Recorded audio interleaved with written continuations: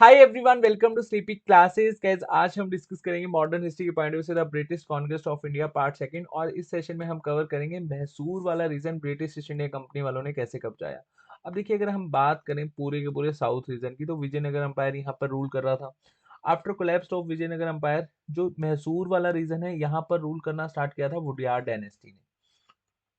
No doubt, Wodeyar dynasty was the second most powerful kingdom in South India after Hyderabad. ठीक है।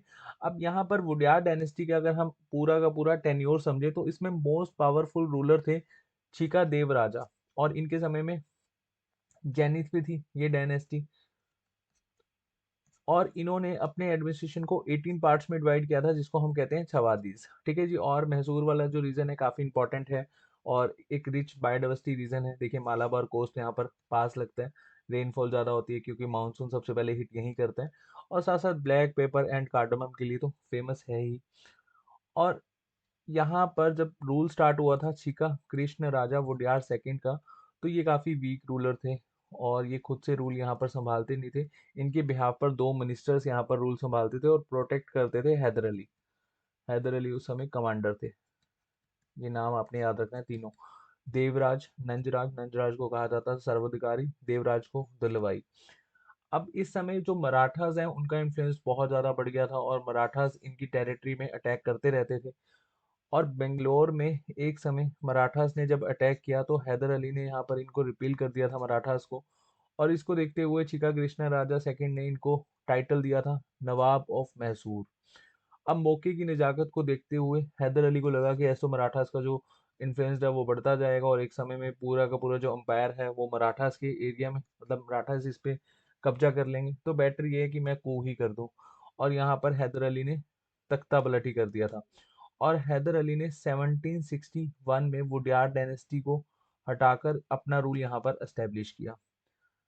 अब देखिए, हैदर अली को अगर हम समझें, वैसे तो काफी डिटेल में ये डिस्कस करने वाला है लेकिन हमारे एग्जाम के लिए इतना इंपॉर्टेंट है नहीं। तो हैदर अली जो है काफी स्ट्रॉन्ग पर्सनैलिटी है और इसने अपने आप को एस्टेब्लिश किया था with the help of French east India company. और फ्रेंच ईस्ट इंडिया कंपनी के साथ मिलकर इसने अपनी जो आर्मी है उसको ट्रेंड करना शुरू किया। न्यू टेक्निक्स उनको सिखानी शुरू करी जो एक तरह से मॉडर्न वारफेयर में काम आती है। और वेल इक्विपाइड किया अपनी आर्मी को। और इसको देखते हुए इसने अपनी आर्म फैक्ट्री भी लगाई थी डिंडीगुल में। ये क्वेश्चन पूछा जाता है कि इसने अपनी आर्म फैक्ट्री कहाँ लगाई थी, डिंडीगुल में। और डिंडीगुल आज की डेट में हमें कहाँ देखने को मिलता है, तमिलनाडु में। अब हैदर अली के समय में मराठास का जो इन्फ्लुएंस है वो बहुत ज़्यादा था। और मराठास इसको डिफीट भी कर चुके थे 1764 में, 1766 में। और इसके in between British East India company के साथ भी इसका वार हुआ था। और फिर 1771 में भी मराठास ने इसको हरा दिया था। और यहाँ पर एक ट्रीटी हुई थी आफ्टर फर्स्ट मैसूर वार, कि British East India company support करेगी किसको, हैदर अली को। लेकिन सपोर्ट किया नहीं। और 1771 का जो वार था ये भी हैदर अली हार गया था। इसको हम डिटेल में डिस्कस करेंगे। अच्छा, एक चीज आपको याद रखनी है, जो हैदर अली है इसका मेनली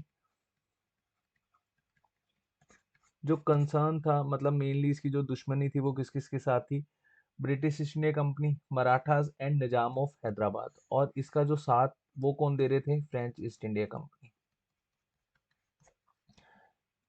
अब देखिए, यहाँ पर हम डिस्कस करेंगे फर्स्ट एंग्लो मैसूर वार जो 1766 से लेकर 1769 हुआ। इसका जो विनर था वो हैदर अली था। ठीक है, बट इसको हम थोड़ा सा डिटेल में डिस्कस करते हैं। अब देखिए एग्जैक्टली हुआ क्या। ब्रिटिश ईस्ट इंडिया कंपनी की सपोर्ट में थे निजाम, निजाम ऑफ हैदराबाद। एंड साथ साथ अगर हम बात करें यहाँ पर मराठास। और ब्रिटिश ईस्ट इंडिया कंपनी का फ्रेंच ईस्ट इंडिया कंपनी के साथ तो वार चल ही रहा था, कर्नाटक की वार। और कर्नाटक की वार के समय में निजाम का एक area British East India company ने ऑक्यूपाई कर लिया था। ये एरिया याद रखना इंपॉर्टेंट है, नॉर्थन सिरकार्स। और इस एरिया को कब्जाने के बाद ब्रिटिश ईस्ट इंडिया कंपनी वालों ने निजाम को बोला कि हम आपको प्रोटेक्ट करेंगे हैदर अली से, कोई दिक्कत नहीं, ये एरिया आप हमारे पास रहने दीजिए। और निजाम ये एक तरह से ब्रिटिश ईस्ट इंडिया कंपनी का एक एली ग्रुप ही था।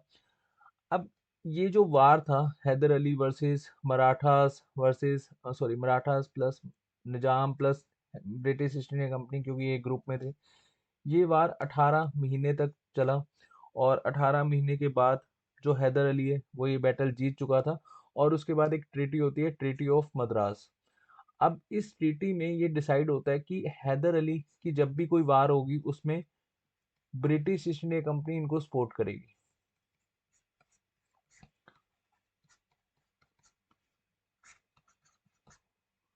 अब एग्जैक्टली जब 1780 और 84 का जो बैटल होता है, इसके इन बिटवीन मैं आपको बता देता हूँ। 1771 में मराठास फिर से अटैक कर देते हैं हैदर अली की टेरिटरी में, और हैदर अली को लगता है कि अब मेरे को सपोर्ट मिलेगा ब्रिटिश ईस्ट इंडिया कंपनी का, लेकिन इसको सपोर्ट मिलता नहीं। अब ब्रिटिश ईस्ट इंडिया कंपनी वाले अपने आप को इधर से एस्टेब्लिश कर रहे होते हैं, और यहाँ पर ये सपोर्ट नहीं करते, तो हैदर अली को एक तो ब्रिटिश ईस्ट इंडिया कंपनी वालों से ये गुस्सा होता है कि इन्होंने मुझे सपोर्ट नहीं करा। लेकिन हैदर अली के लिए अच्छी बात ये होती है कि जो मराठास के माधव राव जो अटैक कर रहे थे हैदर अली की टेरिटरी में, उनकी डेथ हो जाती है 1772 में। अब जैसे ही माधव राव की डेथ होती है, तो उसके बाद हैदर अली अपने सारे की सारी जो टेरिटरी हार जाता है मराठा से, वो वापस जीत जाता है। और इधर से जो ब्रिटिश ईस्ट इंडिया कंपनी वाले हैं या फिर ब्रिटेन वाले हैं, ये अलग ही वार में बिजी होते हैं। 1775 और 1776 में अमेरिका में इंडिपेंडेंस वार चल रहा होता है, ये यहाँ पर बिजी होते हैं। और यहाँ पर भी ब्रिटिश और फ्रेंच के बीच में बैटल चल रही होती है नॉर्थन अमेरिका को लेकर। ठीक है, तो ये पूरा का पूरा सिनेरियो बैक हैंड पे चल रहा होता है। और इधर से हैदर अली सारे के सारे अपने जो टेरिटरीज है वो जीत जाता है। और मराठास का एक अलग से ही यहाँ पर हमें टसल देखने को मिलता है हैदर अली के साथ, जैसे ये पूरा का पूरा एरिया जीत जाता है। अब 1780 में फिर से वार स्टार्ट होता है, और इस वार में नो डाउट हैदर अली पहले तो एरिया जीत जाता है, आरकोट वाला एरिया जीत जाता है। और ये एरिया जैसे ही कब्जा लेता है, उसके बाद हैदर अली को लगता है कि अब यहाँ पर मैं धीरे धीरे अपने सारे के सारे एरिया ऑक्यूपाई कर लूंगा। लेकिन हैदर अली जो था उसको धोखा दे देते हैं निजाम ऑफ हैदराबाद। पहले ही निजाम ऑफ हैदराबाद हैदर अली के साथ आते हैं, और मराठास भी हैदर अली के साथ आ जाते हैं। लेकिन मराठास और ये जो निजाम ऑफ हैदराबाद है, ये बाद में ब्रिटिश ईस्ट इंडिया कंपनी के साथ मिल जाते हैं। और इसको देखते हुए जो हैदर अली है वो अपना एक एरिया हार जाता है, ये पॉइंट आपने याद रखना है। पोर्ट नोवो वाला जो एरिया है ये आयरकूट से हार जाता है, और लेकिन मद्रास वाला एरिया बचा लेता है। अब इस बैटल में अगर हम देखें तो ओवरऑल किसी का कोई भी ऐसा विक्ट्री नहीं हुई थी। इसमें 1782 में हैदर अली की डेथ हो जाती है, और हैदर अली की डेथ के बाद जो टीपू सुल्तान है जो इसका बेटा होता है, वो इस वार को कंटिन्यू करता है, और 1784 में ट्रीटी ऑफ मैंगलोर होती है और ये वार खत्म हो जाती है। अब देखिए ब्रिटिशर्स बहुत चालाक थे। ब्रिटिशर्स को लगता था कि एग्जैक्टली हम यहाँ पर जो बैटल है वो लड़ रहे हैं, और इस बैटल को ज़्यादा लंबे समय तक ना खींचें। और बेटर ये है कि इस बैटल के बाद जो हम ट्रीटी कर रहे हैं, उसके बाद हम अपने जो जिसके साथ दुश्मनी है हमारी, जिसके साथ हम बैटल लड़ रहे हैं, उसके साथ दोस्ती कर लें। मतलब ऐसे समझ लो कि वार लड़ा, वार लड़ने के बाद दोस्ती करी, और दोस्ती करने के बाद जो उसकी कमियां हैं, जो उसकी वीकनेस है, उसके ऊपर हमने वर्क करना स्टार्ट कर दिया। ब्रिटिशर्स की पॉलिसी थी, और ये एक तरह से इनकी स्टेटमेंट थी। मैं आपको स्टेटमेंट बताता हूँ। We have a weakness our enemy without making our friend strong. मतलब हाँ, पहले अपनी वीकनेस, जो अपने दुश्मन है उनकी वीकनेस पे वर्क करेंगे, और साथ साथ अपने दोस्त जो हमारे अलाई ग्रुप में हैं, उनको भी हम स्ट्रॉन्ग होने नहीं देंगे। और उसके बाद हमें जब थर्ड बैटल देखने को मिलता है, इस थर्ड बैटल से पहले अगर हम थोड़ा सा टिप्पू सुल्तान को अच्छे से स्टडी करें। देखिए टिप्पू सुल्तान काफी अच्छा खासा अपने आप को डेवलप कर रहा था, क्योंकि टिप्पू सुल्तान को पता था कि थर्ड बार तो होगा ही होगा, और इसने अपने आप को बिल्टअप करना स्टार्ट किया। और इसी के समय में हमें देखने को मिला इसने अपनी फॉरेन एम्बेसीज एस्टेब्लिश करनी स्टार्ट कर दी थी, जैसे अरेबियन जो कंट्रीज हैं वहां पर, टर्की कंट्री है वहां पर।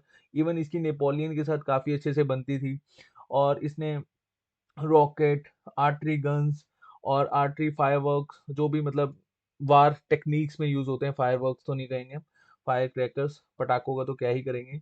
जो आर्टरी गन्स हैं उसको इसने मैन्युफैक्चरिंग करना स्टार्ट कर दिया था मैसूर वाले रीजन में, क्योंकि मैं जैसे आपको बता चुका हूँ कि इसको पता था कि ब्रिटिश ईस्ट इंडिया कंपनी वाले हमारे पे एक ना एक दिन तो अटैक करेंगे ही करेंगे। और इसका कम्युनिकेट चल रहा था नेपोलियन के साथ, ये इनवाइट कर रहा था कि आप इंडिया में आइए, और इंडिया में अगर नेपोलियन आ जाता तो यहाँ पर बवाल ही हो जाता।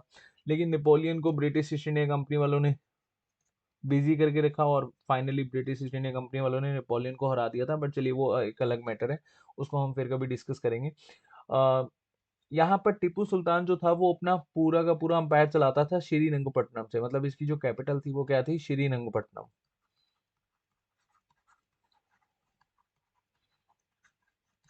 और टीपू सुल्तान ने अपनी आर्मी को काफी अच्छे से ट्रेंड किया था, फ्रांस की हेल्प ली थी इसने भी, और साथ साथ इसने अपनी एस्टेब्लिश्ड करी थी एम्बेसीज। अब देखिए ट्रेवनकोर के साथ इसका डिस्प्यूट चलता था। अच्छा, ट्रेवनकोर को हम अलग से डिस्कस करेंगे, मार्तंड वर्मा, और काफ़ी इंपॉर्टेंट है ये भी, यहाँ पर भी हमें काफ़ी डिटेल में इसको डिस्कस करना है। नेक्स्ट सेशन में हम स्टार्टिंग में डिस्कस कर लेंगे ट्रेवनकोर को। जो इसका डिस्प्यूट चल रहा था, इसको देखते हुए ट्रेवनकोर ने ब्रिटिश ईस्ट इंडिया कंपनी के साथ अपना अलायंस कर लिया। और यहाँ पर ब्रिटिश ईस्ट इंडिया कंपनी की जो एग्जैक्टली वार की जो सारी की सारी जिम्मेदारी है वो चली जाती है लॉर्ड कॉर्नवालिस के पास। अब लॉर्ड कॉर्नवालिस अटैक करता है टीपू सुल्तान पर ट्रवनकोर में, और ट्रवनकोर वाला एरिया है टीपू सुल्तान हार जाता है। उसके बाद मराठास, निजाम, ईस्ट इंडिया कंपनी, ट्रवनकोर भी आप यहाँ पर कंसिडर कर सकते हो, जो ट्रवनकोर के रूलर हुआ करते थे, उन्होंने भी यहाँ पर ब्रिटिश ईस्ट इंडिया कंपनी का साथ दिया।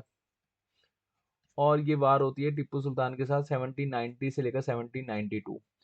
अब यहाँ पर टीपू सुल्तान को लगता है कि मुझे फॉरेन एम्बेसीज से थोड़ी हेल्प मिलेगी, लेकिन इसको हेल्प मिलती नहीं है।